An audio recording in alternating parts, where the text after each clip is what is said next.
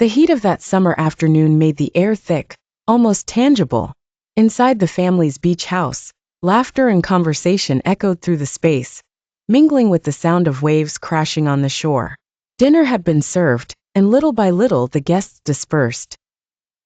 Emily took refuge on the balcony, feeling the cool breeze relieve the heat on her skin.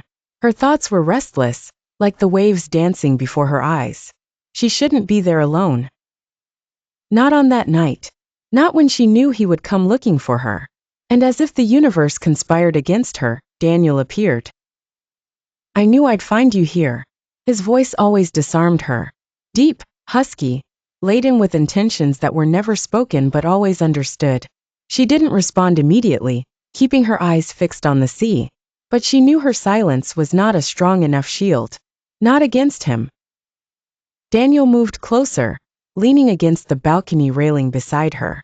His woody cologne and the warmth of his body made Emily's heart race. "They're asking about you inside," he said with a sly smile. "And you came to get me?" "No.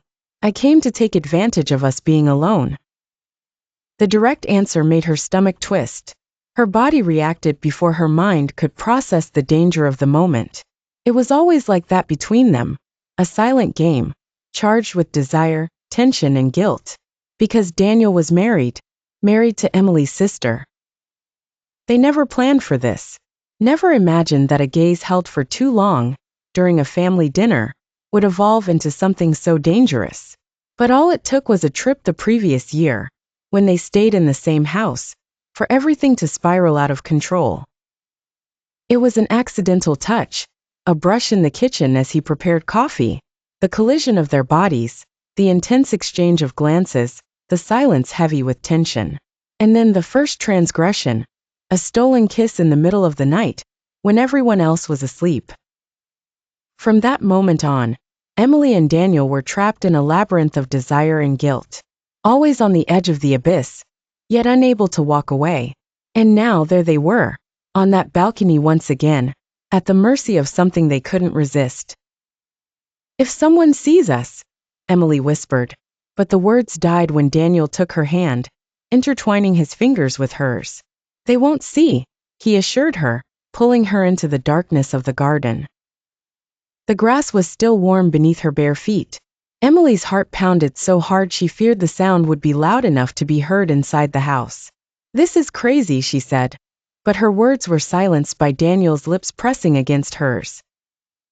The kiss was hungry, urgent, loaded with weeks of forced abstinence. His hands slid over the curve of her waist, pulling her closer, making her forget any trace of rationality. The lights of the house were distant, and the only witness to their sin was the full moon.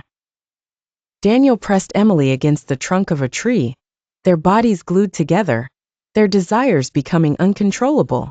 Her skin burned under his touch, shivers coursing through every inch of her body. "I dream about this every night," he murmured against her neck.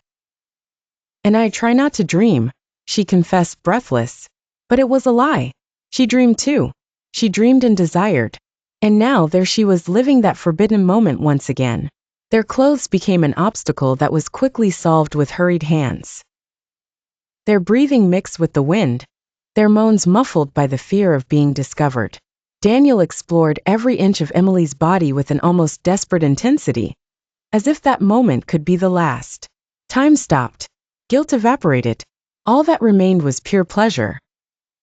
When they finally pulled away, still gasping, Daniel's gaze was filled with emotion.